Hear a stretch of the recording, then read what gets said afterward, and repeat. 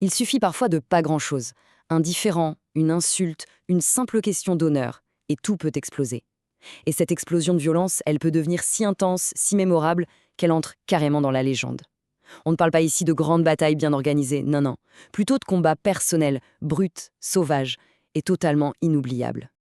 Alors, au programme aujourd'hui, on va plonger dans 3 de ces affrontements qui ont marqué l'histoire. D'abord, le combat du Sandbar, vous allez voir, c'est un duel qui a complètement, mais alors complètement dégénéré. Ensuite, on partira au Japon avec la quête incroyable de Musashi pour démolir à lui tout seul une école de sabre entière.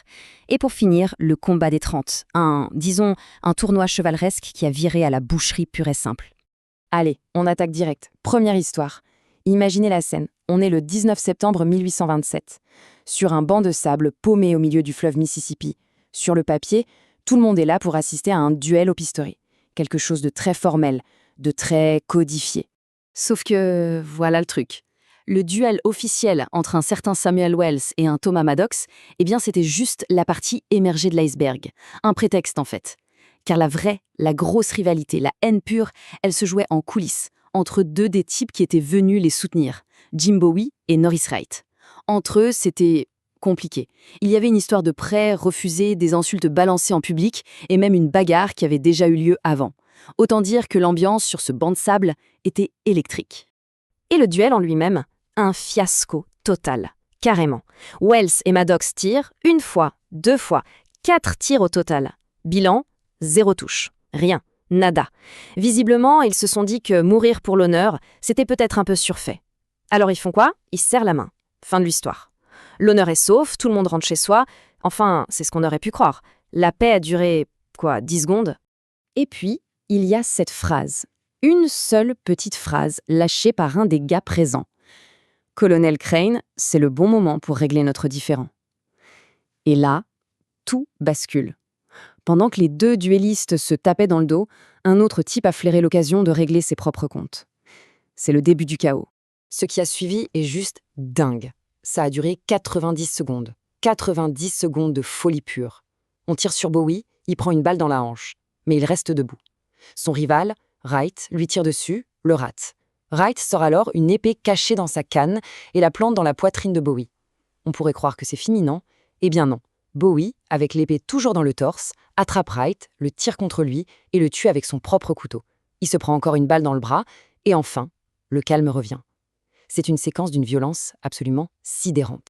Le bilan est lourd. 2 morts, plusieurs blessés. Mais de ce carnage absolu est née une légende. Contre toute attente, Jim Bowie survit à ses blessures. Et son arme, ce grand couteau de chasse de près de 23 cm qui lui a permis de s'en sortir, va devenir une véritable icône américaine. Le fameux couteau Bowie. On quitte les bancs de sable du Mississippi pour une toute autre ambiance, direction le Japon en 1604. Si la première histoire partait d'une simple insulte, ici on est sur une lutte pour la réputation, mais une lutte qui va prendre des proportions épiques. C'est l'histoire d'un seul homme, un jeune épéiste de 21 ans à peine, Miyamoto Musashi. Il débarque à Kyoto avec une seule idée en tête, détruire la plus grande et la plus prestigieuse école de sabre du Japon. Et Musashi, il n'y va pas par 4 chemins. Son plan est d'une logique implacable et d'une cruauté totale. Son but n'est pas juste de gagner un duel, non, c'est de pulvériser la réputation de l'école Yoshioka. Étape 1, il défie le maître, Seijuro. Il ne le tue pas, non, c'est trop simple, il l'humilie, lui brise l'épaule, le forçant à abandonner le sabre pour devenir moine. Étape 2, il affronte le frère, Denshiro, qui voulait venger l'honneur de la famille. Cette fois, Musashi le tue. L'école Yoshioka est déjà à genoux. Il reste une dernière étape, le coup de grâce. Les Yoshioka, désespérés, proposent un dernier duel contre le nouvel héritier, un gamin de 12 ans, Matashiro.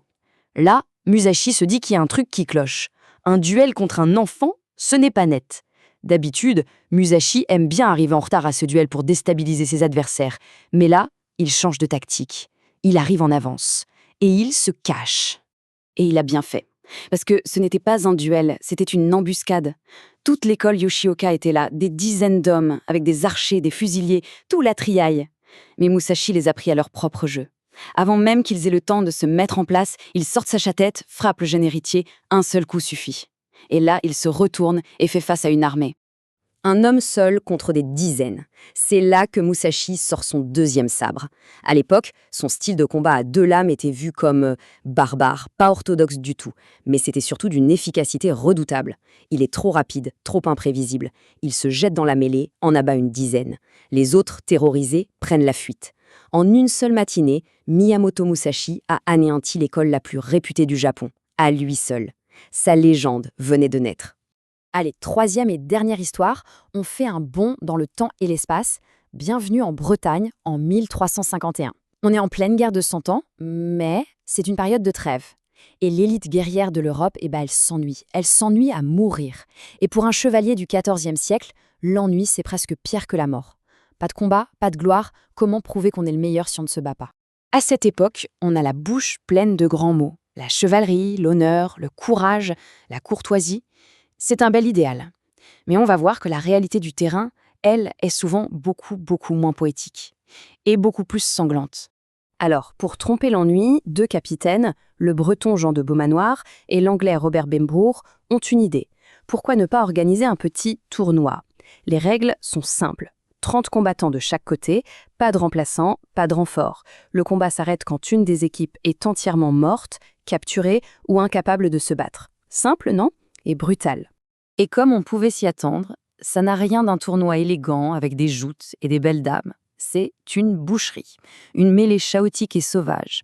Pour donner une idée de l'ambiance, à un moment, le chef français, Beaumanoir, est grièvement blessé et il réclame à boire. Un de ses ennemis lui aurait alors crié cette phrase qui est restée dans les mémoires « Bois ton sang, Beaumanoir, ta soif passera ». Ça pose le décor. Le combat dure des heures. Tout le monde est à bout de force. Et c'est là qu'arrive le tournant du match, si on peut dire. Un chevalier français, qui devait en avoir marre et voulait sans doute retrédiner, décide de plier un peu les règles. Il saute sur son cheval et charge à pleine vitesse dans la formation anglaise.